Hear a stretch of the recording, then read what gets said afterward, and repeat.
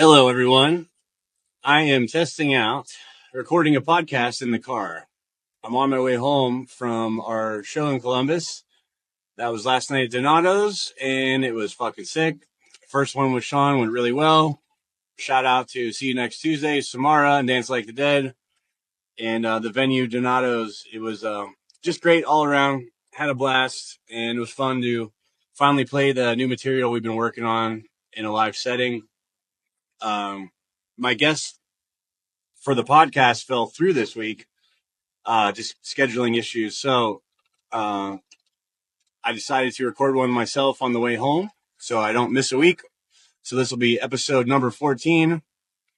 I'm about to stop and get some gas and something to drink, and we'll get started here. So yeah, Riff Tacos with Paul in the car.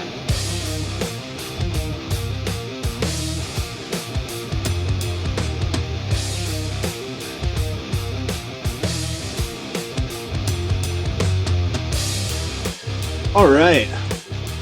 So I'm going to clean up the audio the best that I can. Hopefully it sounds decent enough. I guess if I released it and you're hearing this, then it worked. Because I don't have a mic on me. But yeah, it's amazing to at all, be playing shows at all at this stage in our life with this band that we never expected to be on the road again with and do anything with. So as you can imagine, on a 3-hour drive home, you have some time to reflect on that. And I don't know, it feels great. It's like you fall right back in the swing of things, like riding the bike, just getting to the venue, loading in, hanging out, watching the other bands. And then that kind of, you get that itch and you're kind of like, well, where's the next one? Where are we going now? And it's like, oh, no, we're going home because we're 40 and we have responsibilities and lives and children and pets and things to do. But it's crazy that thinking about what it took to get to what we were like, to get to where we were before the band broke up, back in the day, all the sacrifices everyone made before we had those responsibilities, and all just because of music, like moved each of us so much that we were all on the same page. Like Nick was saying in the most recent episode, that like everyone's lives were at the same point. We were all ready to throw everything else out and just do that and commit to that and only that and go all in and take it as far as it could go. And the fact that it's like, what makes you do that? And it's just like, well, it's just music, you get inspired by whatever music, triggered you to want to start a band or want to pick up an instrument. And it's just fucking noise, it's just organized noise at different frequencies, different tempos. And that noise can move you so much to want to like change the trajectory of your life, skip out on going to college, put off starting a family, a serious relationship, sacrifice seeing your friends and family, being at home, having a stable job, all to chase this thing. And especially in the kind of music we've always played, like there, especially back then, was not any kind of a living coming out of it yet. And now it seems more viable to be like a smaller, heavy band and like make an actual living. But back in the day, it seemed like you had to be at the very top. Otherwise, you're just kind of, just sustaining. And that's about the best we could ever do, was have the band sustain itself and pay for itself, feed everybody, put gas in the tank, pay your merch guy, change the oil in the van, whatever problems. I think we did have some, at least, I don't know if it's discounts or some kind of endorsements for like strings and heads, drum heads, small things like that. But overall, like we were barely getting paid ourselves. I think the biggest check I remember getting from a second story window after like a month or two was like $1,100. And, when you have no mortgage, or I didn't even have an apartment rented or anything back then. I just was a bum. I either lived with my mom still or stayed at friends' houses. And you can make $1,000 go a long way when you have no rent and you're 20 years old. But I guess that's eventually the reason we had to stop, is like people were ready to start their lives finally. But going back to like how music can inspire you to like just throw all that out and throw caution to the wind and get in a van and like, hopefully we come back alive, uh, off of this tour that we booked, through MySpace. It's just so crazy. Uh, so I just kind of wanted to mention that, touch on that. Like it's nice to revisit how we're doing it now with no pressure, no record label, no like, we have to make this work. We have to make this happen. It has to become our career. We can kind of just like, oh, we want to play a show here. Can we make that work? Okay, great. And we can do things that are fun for us, put out music when we want to. And it's very relaxing, compared to how it was before. It's just like you always had to be on the road, and you felt like if you weren't, people are going to forget about you. And that's just what you did back then, was tour, tour, tour. Um, so yeah, it's a nice change of pace from what it used to be.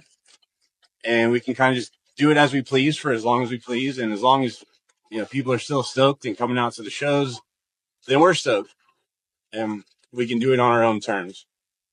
The idea I always touch on, or concept or whatever, the question I have for people when they come on the podcast is like, what was this first thing that sparked you to like realize you loved music, or that, you might want to pick it up and play it yourself? Was it a song? Was it a show? Was it watching someone else play an instrument? And that like, that starts you on this journey.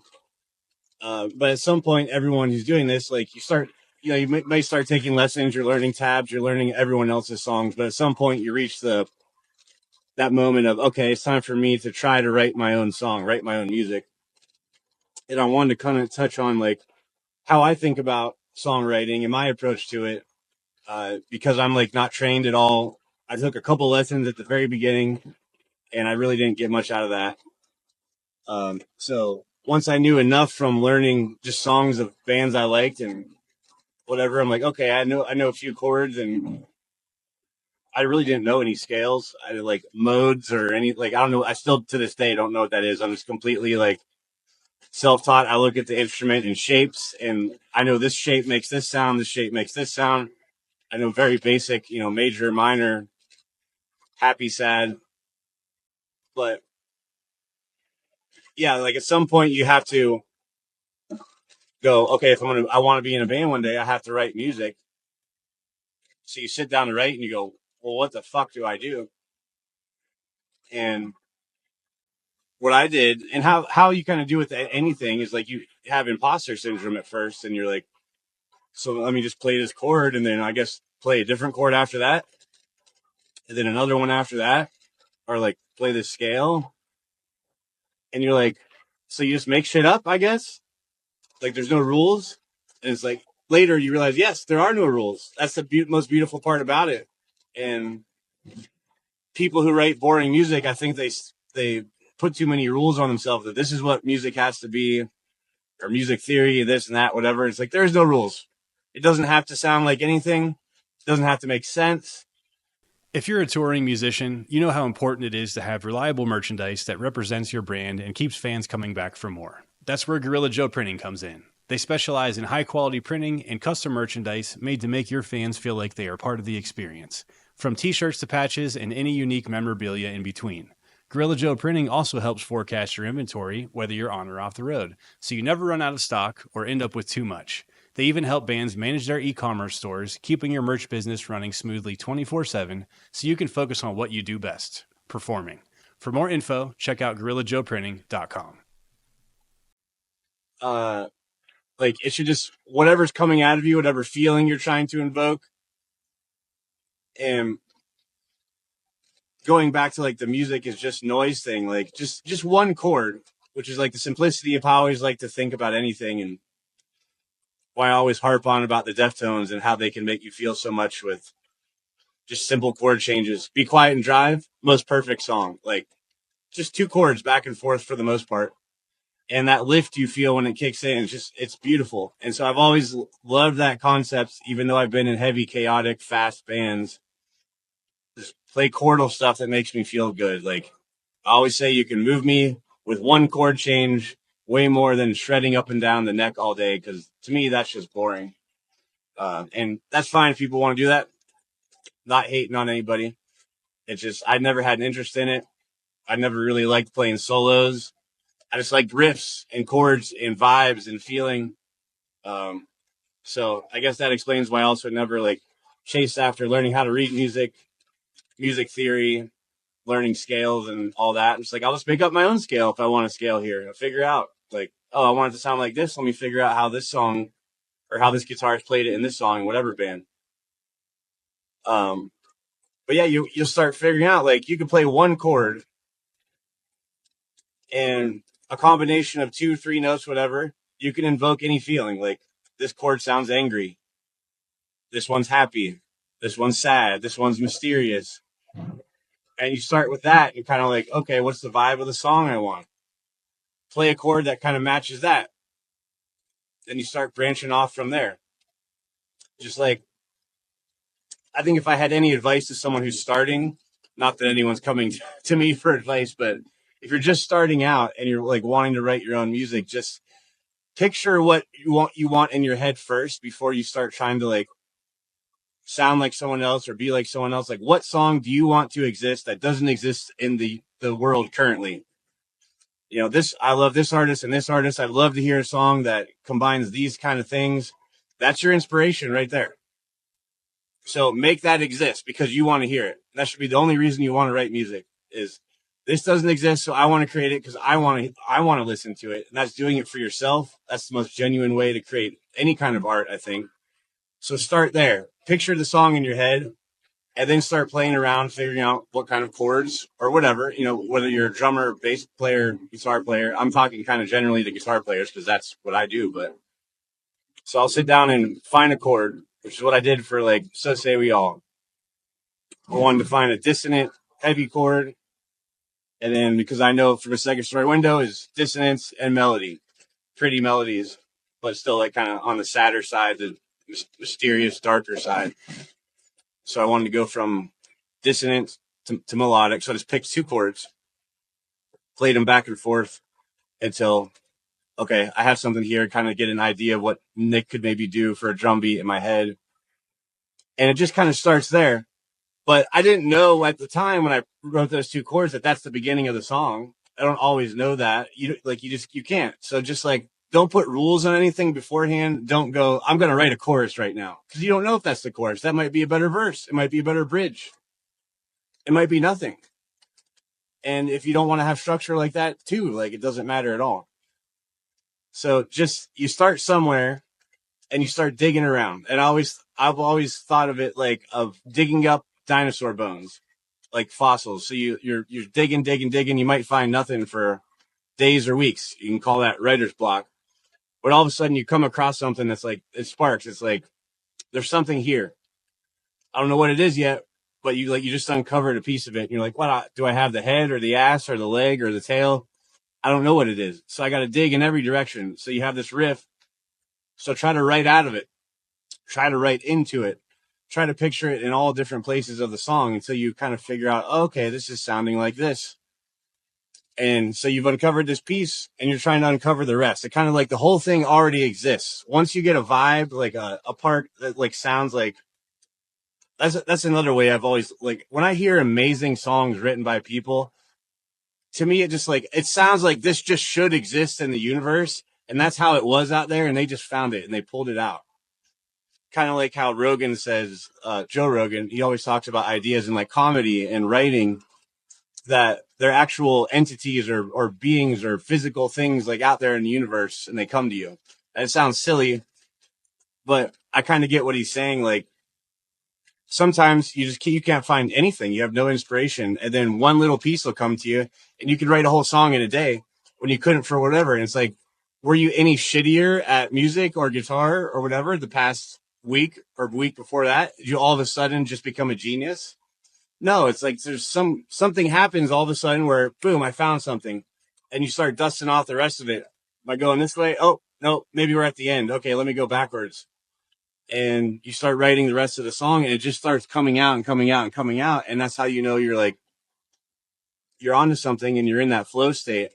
And that's what I think every artist who's experienced that, once you've put in some years, you're always trying to chase that and find that. And you always make your best work. And it feels like you just uncovered something that was already there. You just polished it off, but it is uniquely you because that idea, that concept, that whatever came through you, whether you're painting or, making music or sculpting, art, acting, anything. Uh, and that's how I've always looked at it. And it helps me also, like, so when I am having writer's block, I get less down on myself. So I know, like, just keep going, keep showing up. Something will eventually uncover itself. And like, with the new From a Second Story Window stuff, Lowest just came out, like, except for the very end. I had a couple options. I was going back and forth, but for the most part, that just came out because I also wasn't trying. It was originally was just supposed to be a fun demo for no reason for a side project I was going to do with Sean before he was in the band. So I think because I had that no pressure, no guardrails of this has to be this has to be From a Second Story Window, so it's got to fit into this, these categories. It just came out and it felt good. But then you step back and go, oh, that could be Fastwa. And that's what we did with it. We're like, all right, let's make it a Fastwa song now that Sean's in the band. Everybody loved it. I didn't know if they would be into like a shorter, grindier song, but that is unique to that band because the songs are always been so long. So like, let's come out with this first with Sean back. Just an insane, grindy, heavy song that's still Fastwa at its core. And I think that would be a perfect way to reintroduce him. And people liked it. We made it in Revolver, which is crazy. And I just wrote that song not caring because it wasn't supposed to be anything. I think if you can always find that headspace of like, remove all the rules and just go to town, sit down and start playing, eventually something will come. But forcing it is how you create junk. And like, when you're in those flow states and you're kind of like going and it sticks with you for more than one song, that's when you start getting into the really good stuff, writing a solid EP, writing a great full length. Like I was talking with Nick Velica when he was on, there are very few full lengths that need to be full lengths. I think most of them could be boiled down to an EP of the very best 3, 4, 5 songs on it. But people feel like the need to do a full length, at least the old school mentality. Now, like, culture is a lot more about singles and EPs and stuff. But I will say I love a solid EP because generally at different points in your life, you're going to have different vibes of your sound and different styles kind of, but like capturing a certain section of your life with an EP is really cool because you have more to say than one song. But when you try to force it to be 10 songs or more, you not always have that much to say. So it's like right until you don't feel it anymore. And that's what we wanted to do with From a Second Story Window. I mean, everybody wanted to do a full length when we first came back with that old school mentality. And I know most of us would rather drop an EP every time, but just the reality of our situation is singles made sense. So that kind of hurt because I always like putting out a piece of work. So we did So Say We All first. We dropped So Say We All by itself, but we recorded that with Earth and Eyes in the same weekend. And we're like, we could drop 2 songs at once, but we don't know when we're going to be back in the studio. So we could also separate them and drop Earth in later in the spring, like, or summer before our shows. I think we'd put it out in May, right? So yeah, but we would all have rather to, come out with an EP. That would have been great. It's just with the logistics of getting to the studio and getting everybody up there for even a 5-song EP, we would need to be up there for over a week if we didn't want to be rushed.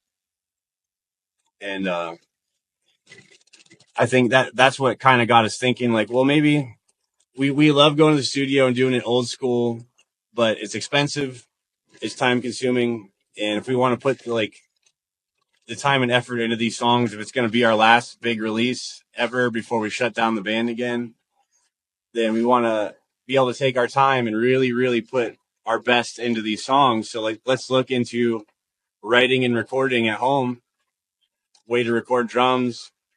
We were looking at first buying mics and then learning how to sample, but we want to keep it real and not overproduce like everyone else. doing digital amps for bass and guitar, so we can record at my place and just plug in. We don't have to worry about keeping a mic set up, because we did Lowest in October, released it January 1st, or recorded Lowest in October, released it January 1st.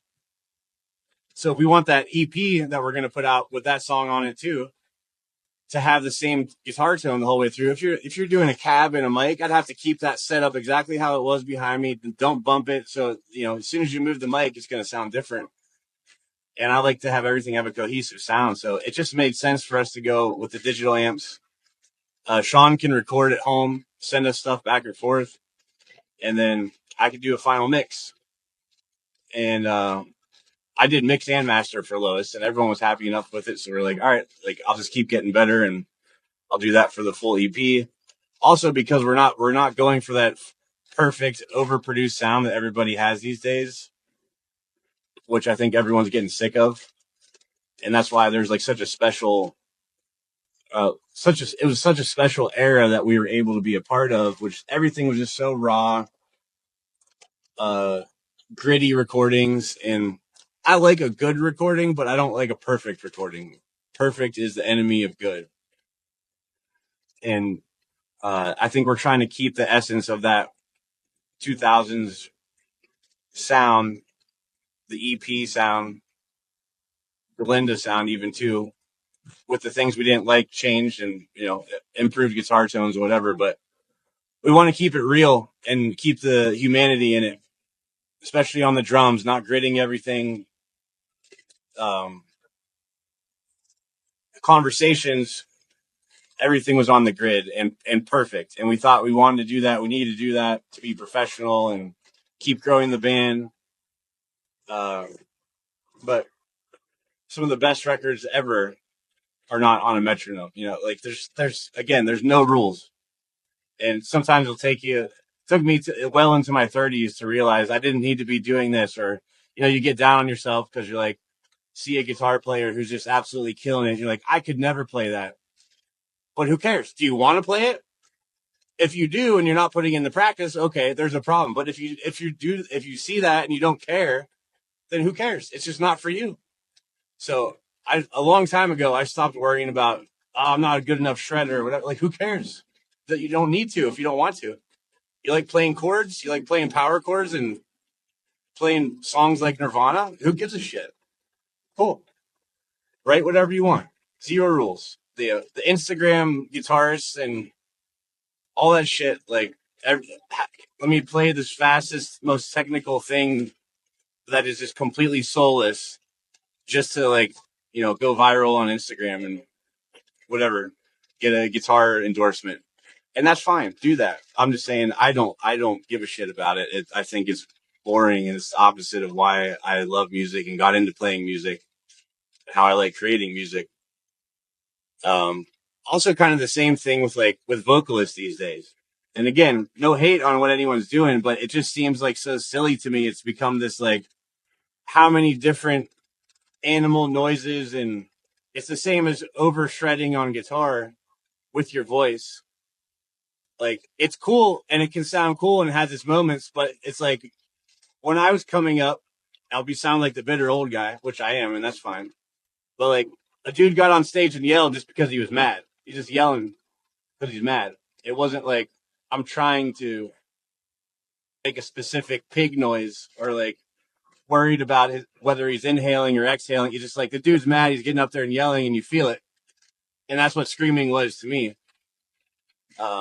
And you could argue, well, that people are getting better at it, and they're looking at it like an instrument and exploring it more than that. And that's fine. Do it. I just like the raw emotion of just not worrying about things. Just don't overthink it. And that's kind of the danger you can get into too when you're producing your own stuff at home and you have no limit in the studio. I get that. So you could sit there and overdo something forever, re-record a part into the ground so it loses all the humanness behind it. So there's something to, like, get your songs written, go in the studio. You got 3 days, get them laid down, and move on. And it's going to be, you're going to create a lot of real awesome moments with little mistakes and things like this that aren't perfect that people remember, and it's like ear candy. And you can't do that on purpose. So if you sit there and you try to play something perfect and overwrite a song and overwork a song, it's gonna lose all that raw emotion it has to it. So that's one thing I want to be careful of with us having unlimited time to just, I can open a project and work on it whenever I want. So yeah, that's my rant on the current state of music being overproduced and shit. I think we'll see a shift back towards more raw, more genuine, less perfection in production, because everything sounds the same now. Everyone's got that perfect heavy gent tone, the best drum sound, the best drum samples, the perfect production, and yeah, it sounds great. But when everyone's sounds equally good and perfect, and they're using all the same samples and shit, it's just like, all right, ready for something else. Like I'm losing. I'm not feeling anything out of this anymore. It's just like heavy to be heavy, not heavy because you're pissed off about something. I think it just, part of it is just, it's just getting more mainstream. When we started out, it still felt really kind of underground, and like there was no chance any of us were gonna make it big time, whatever. Like the new metal bands were still kind of at the top of the game, and they was kind of falling off. But this kind of felt like, oh, this is cool and dangerous, and the shows are scary, and the bands on stage are intimidating. And now it doesn't feel like that at all. And I've heard multiple people say, like, I miss going to shows and being scared of the band or being scared of the pit. And I know there's still crazy pits out there, and there's still heavy, violent bands and shit. I'm just saying, in general, it feels like everything's kind of been watered down overall. But yeah, that's my rant on that. Um, Again, last night was so much fun. We're in this tiny little basement in Donato's Pizza in Columbus, and it was just packed up to the stage. The stage was about this high. It was basically a floor show, and we haven't really had one like that yet. So I love that up close and personal. I prefer a little more room for myself to move around because I was stuck in a corner. But I way prefer having the fans, the crowd right up in your face, and it's just much more personal. It suits this kind of music better, and it's how we came up. Just playing in VFWs and fire halls and whatever. So it just felt like a really cool old school vibe. See You Next Tuesday killed it as always. Samara killed it. Dance Like the Dead, first time hearing of them, they were great. So yeah. Up next for us is Cleveland in a few weeks. March 28th, we'll be playing at No Class, which is owned by Simone Robb in Nightmare Unit. That's his, I think they're pretty newer band for him, death metal band. So stoked to play with them, see them live. I haven't seen him since way before I moved here. I don't even know if we officially ever really met each other. But I hear it's a super cool venue, so stoked to be there. That'll be with Samara, Gut Gash, and Nightmare Unit, March 28th. There are pre-sale tickets for that, which you can find in the FASFLA link tree in our bio. So I'm hoping that this audio is good enough to use this. Help me kill some time. I'll be home in about 30 minutes here. So thank you for joining me for my solo episode of Riff Tacos. This is episode number 14. Happy Monday, morning, evening, night, whatever time it is for you. Thank you for joining me, and I'll see you on the next one.